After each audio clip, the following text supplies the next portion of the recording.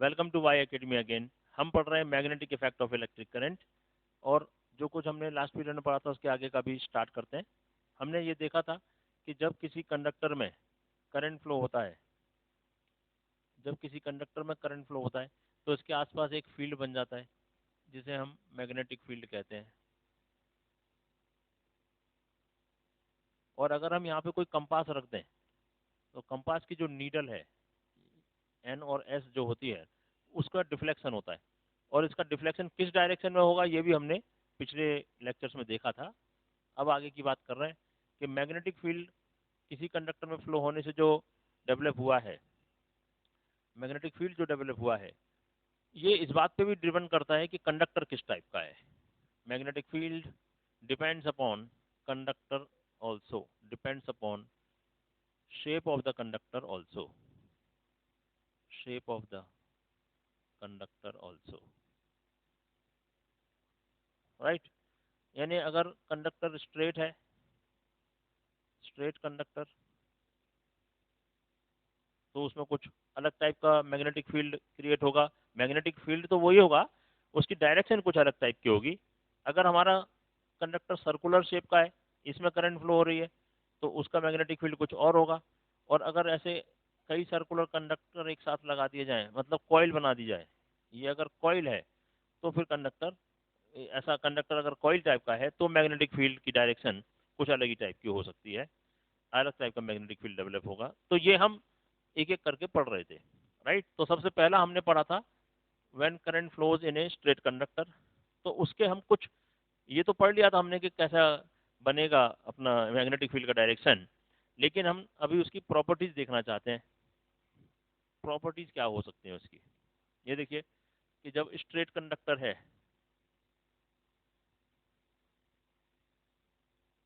Straight conductor, तो उसमें direction कैसा होने वाला है कि अगर हम इसको अपने राइट हैंड में लें और करंट इस डायरेक्शन में फ्लो हो ऊपर से, तो हमने आपको बताया था मैक्सवेल्स राइट हैंड रूल इसके लिए काम करता है कि कंडक्टर को हमने अपने राइट हैंड में लिया और उसका थंब जो है ना करंट की डायरेक्शन को शो करता है, तो जो भी उसके अंदर मैग्नेटिक फील्ड जनरेट होगा that will be in this way, concentric circles like this.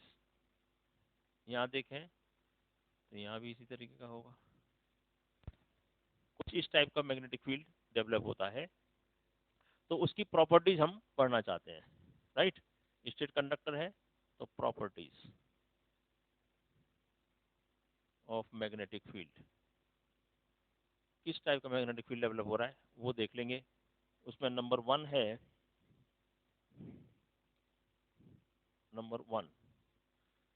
तो आपको देखने से ही समझ में आ रहा है कि किस टाइप का मैग्नेटिक फील्ड डेवलप हुआ है। तो magnetic field around the conductor is in the shape of concentric circle. तो मैं यही लिख रहा हूँ यहाँ पे, मैग्नेटिक फील्ड डेवलप्स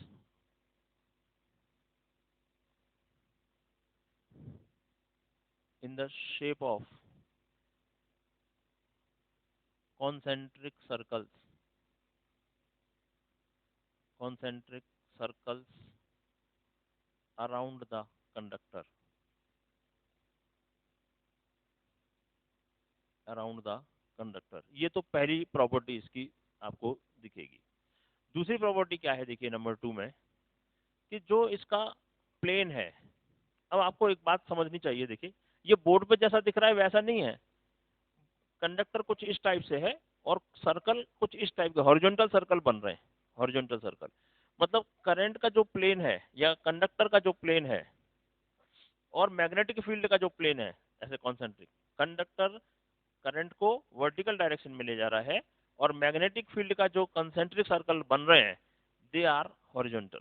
तो हम क्या कह सकते हैं, plane of magnetic field is perpendicular to the plane of current, right. ये हमेशा ही रहने वाला है। आगे भी चल के आप देखोगे जब भी हम इलेक्ट्रिक इलेक्ट्रिक करंट और मैग्नेटिक फील्ड की बात करेंगे, इलेक्ट्रिक फील्ड और मैग्नेटिक फील्ड की बात करेंगे, तो हमको जो भी सॉल्यूशन मिलता है ना वो तभी होता है, मैक्सिमम तभी होता है जब दोनों 90 डिग्री पर हो, परपेंडिकुलर हो। तो वही बात यहाँ पे हम लिखने वाले हैं नंबर 2 में। क्या है देखिए, the plane of magnetic field,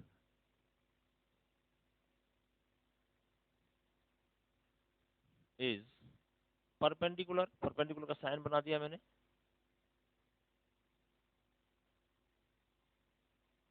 perpendicular to the plane of electric current, to the plane of electric current, right?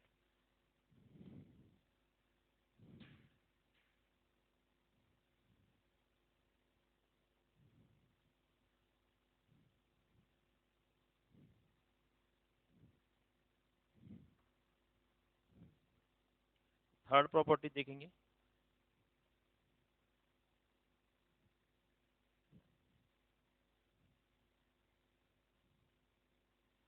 Third property क्या कहती है देखिए,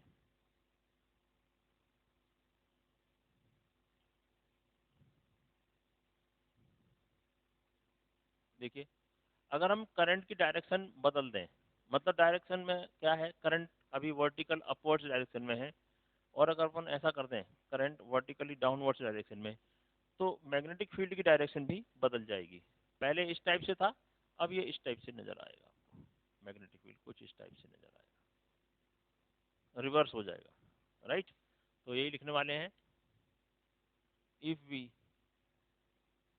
reverse the direction of electric current,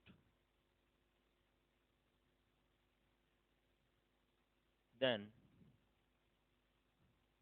then the direction of magnetic field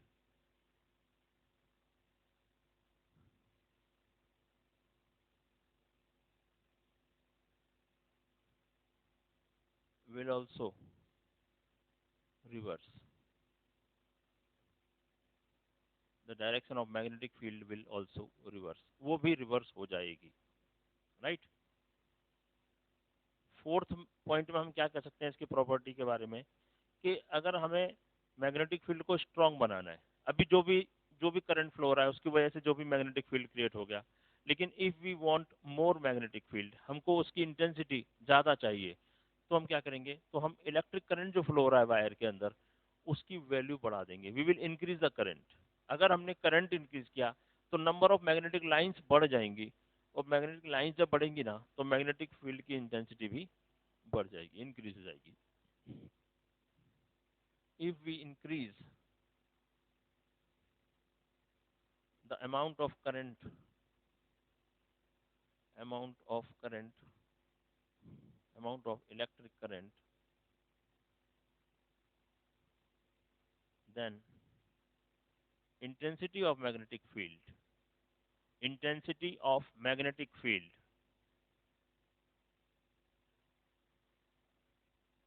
will also increase, will also increase,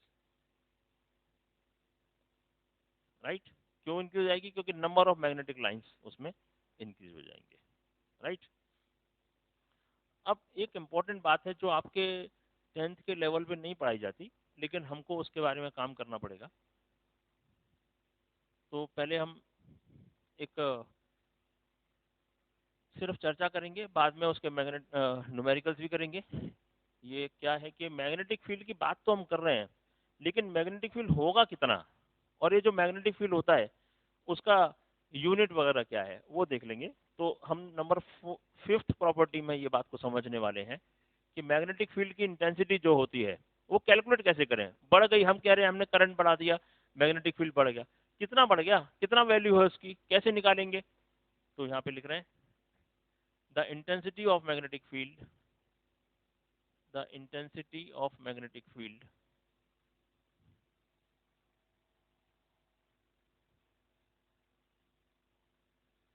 can be mathematically calculated, mathematically calculated with following। एक नीचे formula लिख रहे हैं, वो ये है, मैग्नेटिक फील्ड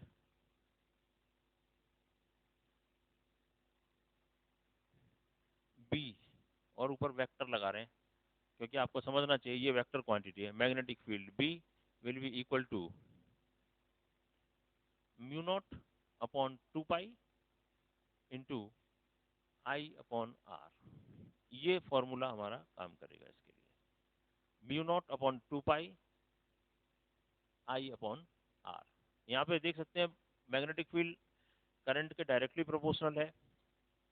जितना ज़्यादा करंट उतना ज़्यादा मैग्नेटिक फील्ड। और ये R क्या है? It is the distance from the conductor. जिसमें करंट फ्लो रहा है उससे डिस्टेंस। अगर मैं ऐसा कहूँ कि मुझे यहाँ पे मैग्नेटिक फील्ड चेक करना है, इस जगह पर पॉइंट A पर मैग्नेटिक फील्ड, तो ये डिस्टेंस समझो R1 है। और अगर B पे चेक करना है तो उसका डिस्टेंस R2 है। तो R2 डिस्टेंस ज़्यादा है तो ये इनवर्स प्रोपोर्शन में है।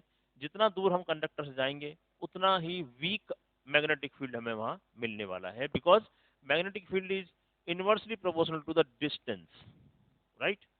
तो यहाँ पे लिख सकते हैं हम क्या क्या हमने यहाँ पे लिखा देख रहे हैं फॉर्मूले में, वो मैं सब लिखता हूँ यहाँ पे। Here I is equal to current flowing in the conductor,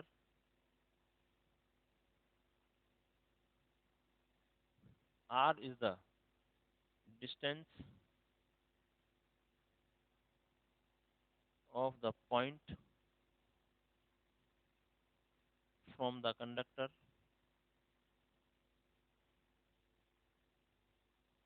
और ये म्यू नॉट आपको जो दिख रहा होगा, म्यू नॉट अपॉन 2 पाई, ये पूरा टर्म लिख देंगे। Mu naught upon 2 pi is the constant. और जिसमें भी म्यू नॉट क्या है? Mu naught equal to permeability of vacuum. इस परमिएबिलिटी के बारे में हम समझने वाले हैं कि कितना वो परमिट करता है, कितना अलाउ करता है, उसको हम कहते हैं। तो वैक्यूम का परमिएबिलिटी हम एक स्टैंडर्ड मानते हैं, उसको हमने यहाँ पे लिया हुआ है म्यू नॉट बोल के। जीरो स्पेस भी कहते हैं इसको, राइट। यहाँ पे कोई कुछ नहीं है, that is vacuum, zero space. तो उसकी परमेबिलिटी है ये, राइट। तो इसकी जो वैल्यू होती है ना म्यू नॉट की, इसकी एक फिक्स वैल्यू है, वो है 4 पाई इंटू 10⁻⁻⁷। ये इसकी वैल्यू होती है। उसका यूनिट भी है tesla into metre upon ampere, ये इसका यूनिट है, राइट। तो mu naught equal to permeability of vacuum, और उसकी वैल्यू ये है। तो जब भी हमें कोई क्वेश्चन सॉल्व करने हैं तो हम म्यू नॉट की वैल्यू रखेंगे। 2 पाई से 4 पाई कैंसिल हो जाएगा 2 टाइम्स, और हमको 2 इंटू 10⁻⁷ फॉर्मूले में मिल जाएगा, राइट। नोट कर लीजिए आप ये सब। जब न्यूमेरिकल प्रॉब्लम सॉल्व करनी पड़ेंगी तो आप ये फॉर्मूला यूज कर सकते हैं।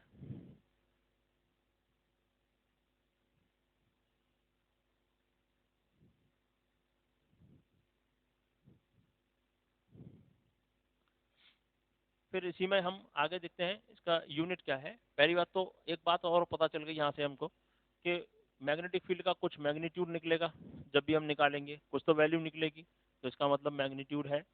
और उसकी डायरेक्शन तो होती है, हम कई चैप्टर में कई टॉपिक लेक्चर्स में देख चुके हैं, डायरेक्शन ऑफ मैग्नेटिक फील्ड। इसका मतलब मैग्नेटिक फील्ड में मैग्नीट्यूड भी है, डायरेक्शन भी है, hence magnetic field is a vector quantity, right. तो लिखेंगे magnetic field is a vector quantity,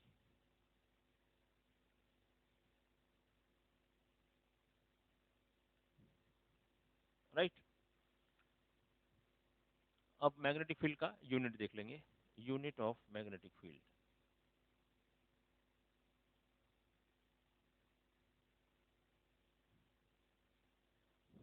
ऐसा देखने गए तो मैग्नेटिक फील्ड का हमें यूनिट क्या समझ में आ रहा है? ऊपर क्या है?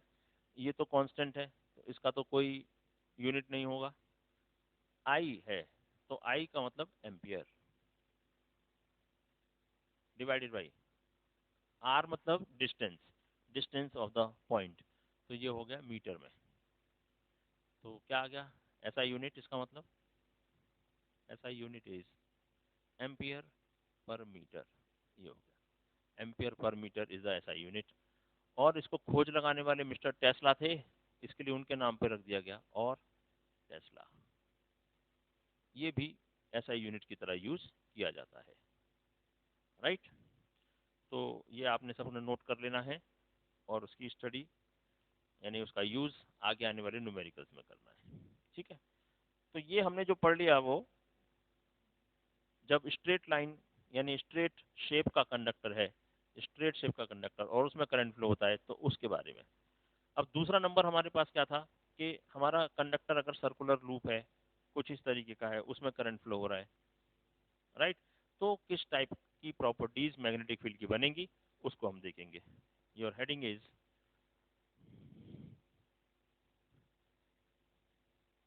Heading number 2। आज के लिए हेडिंग नंबर 2। पहला था property of magnetic field if conductor is straight. अब क्या है number 2, properties of magnetic field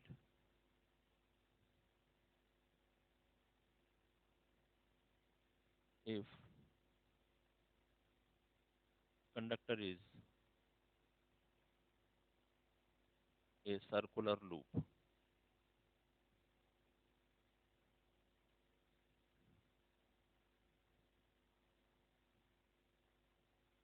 तो पहले स्टार्ट कर देते हैं सर्कुलर लूप से। ये देखिए, कल हमने देखा ही था कि जब करंट ऐसे फ्लो होगी, करंट फ्लो हो रही है, तो उसमें जो जो सर्कल है वो भी इसी टाइप के बनेंगे जो स्ट्रेट के जैसे थे।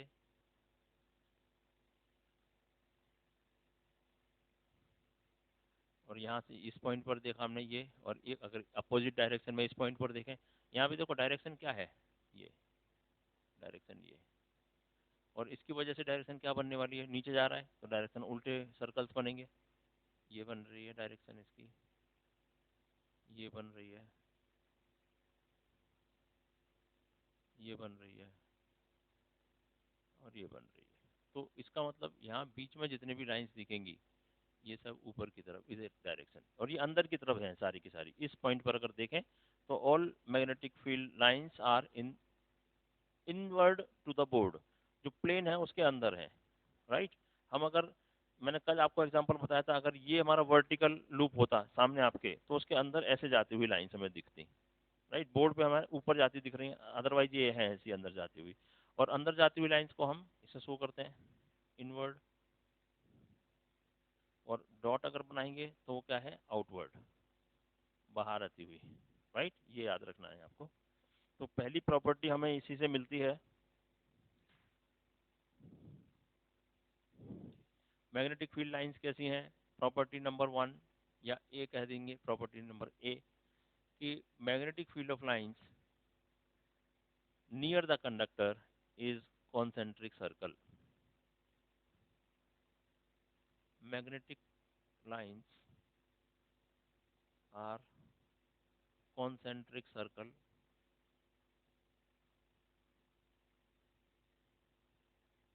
near the conductor at each point। कहीं पे भी आप चेक करो, किसी कंडक्टर के पॉइंट पर कहीं पे भी जहां भी होगा वो कॉन्सेंट्रिक सर्कल होंगे। बी, अब जब हम थोड़ा दूर जाएंगे, कंडक्टर से थोड़ा दूर इनसाइड अंदर के स्पेस में जाएंगे, तो ज्यादातर मैग्नेटिक लाइंस की जो डायरेक्शन है वो सेम होगी। देखो ना, सब ऊपर की तरफ जा रहे हैं, सब ऊपर की तरफ जा रहे हैं, और बिल्कुल मिडिल में तो एक साथ ही होंगी, पैरेलल होंगी सारी की सारी लाइंस। तो मैं क्या कहूँ, inside space of the circular loop shows the direction of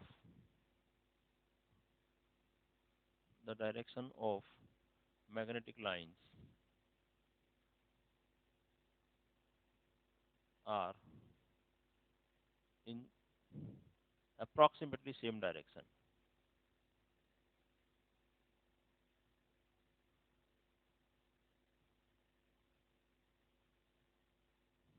approximately same, थोड़ा थोड़ा कर्व है, इसके लिए मैं कंप्लीट सेम नहीं कहूंगा, मैं कह रहा हूँ अप्रोक्सीमेटली सेम डायरेक्शन दिखती है। और सी पॉइंट क्या कहता है स्टूडेंट, देखिए यहाँ पे कि अब बिल्कुल मिडल वाले पॉइंट पर अगर आप देखें, बिल्कुल बीच में इस कॉन्सेंट जो हमारा सर्कुलर लूप है उसके बिल्कुल मिडल वाले पॉइंट पर अगर देखें, तो all the lines, all the magnetic lines, चाहे वो इसकी वजह से हो या इसकी वजह से हो, all the magnetic lines are in the same direction and parallel to each other. at the center of the loop, at the center of the loop,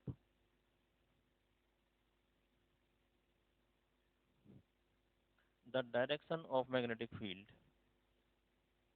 the direction of magnetic field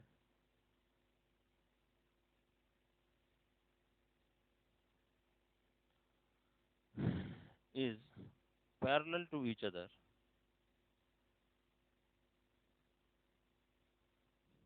is parallel to each other, and so a strong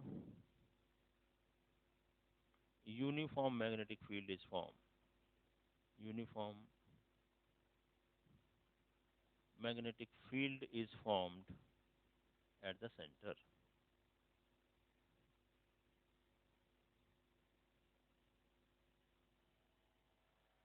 strong magnetic field centre में मिलता है। ठीक है students. अच्छा, what about the plane, वो किस type का है? हमारा जो सर्कुलर लूप है वो वर्टिकल है, लेकिन ये जो प्लेन है मैग्नेटिक फील्ड का वो पैरेलल है, सॉरी हॉरिजॉन्टल है। तो इसका मतलब यहाँ पे भी मैग्नेटिक फील्ड का जो प्लेन है that will be perpendicular to the plane of electric field, plane of electric current you can से।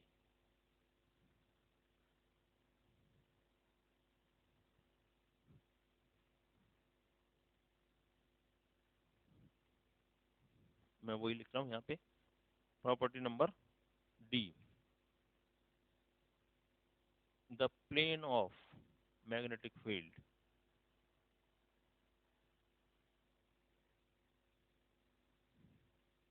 is perpendicular to the electric current।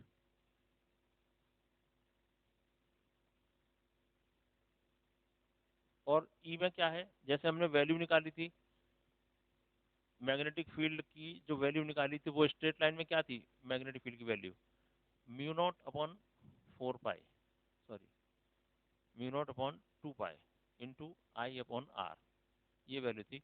यहाँ पे भी ये सेम फॉर्मूला नहीं लागू होगा क्योंकि शेप बदल गया ना, तो यहाँ लिखेंगे the value of magnetic field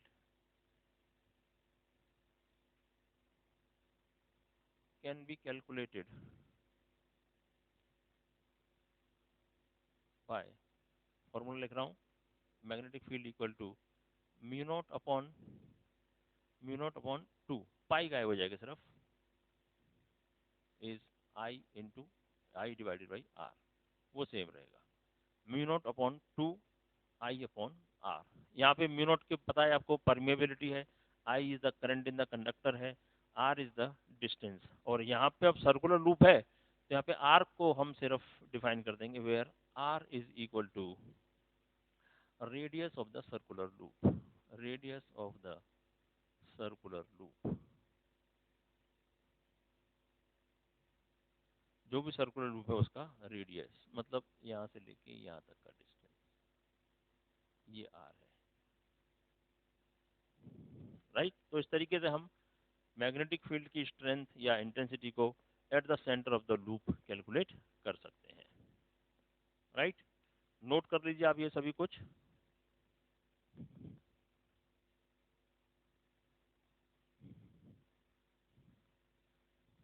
right. तो ठीक है, फिर नेक्स्ट वीडियो में इसके आगे की बातें देखेंगे अपन। Thank you very much for today.